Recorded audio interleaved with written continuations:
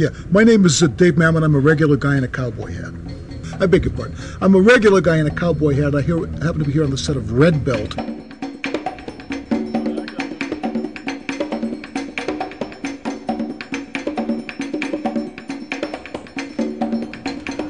I'll buy each of you guys a drink if you can get through this interview without asking me a question I haven't been asked before.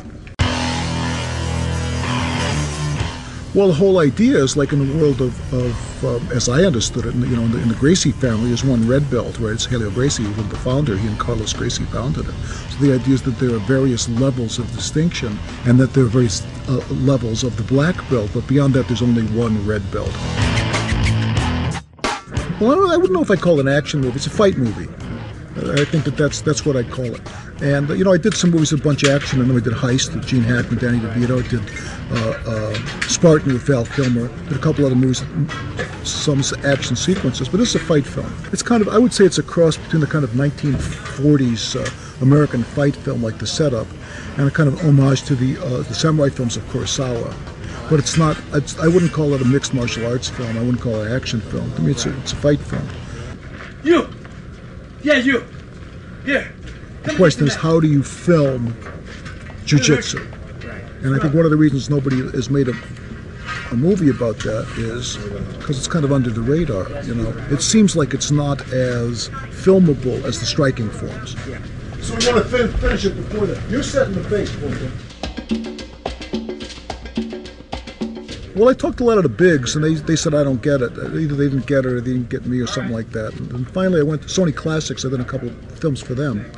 And they wanted me to do another film. And I said, yeah, I'll do that other film, but maybe you want to do this mixed martial arts film first, or you can go fuck yourself. And they took it in the spirit in which it was intended, and they said, no, because they're very gracious guys. And they said, yeah, let's do 2 movies. So that's how it happened. Take the fucking knife! It was a fucking white guy. Work the mat from right here. That's good. I mean, we've got living legends in this movie. I mean, Sensei Danny Santos in the movie, Gene LaBelle's in the movie, Ray Mancini, Rico Schiaparelli's in the movie, John Machado. Here's the thing. They may not be technical actors, but on the other hand are great actors, not technically a fighter. So the idea is, my experience is, you get somebody who really knows the difference between being able to do something and not doing something, whether that's a singer or a fighter or a comedian. It's odds on to be easy to help them make a transition to doing some acting. That's a spectacular question, James. I thank you. And the answer is that the hero in this movie is a guy who takes his philosophy of Jiu-Jitsu to his life, and thus to his students. I was having lunch with Hicks and Gracie, not to drop names, and he said, he said, when you really understand what Jiu-Jitsu is, you'd rather die than live one moment of your life without it.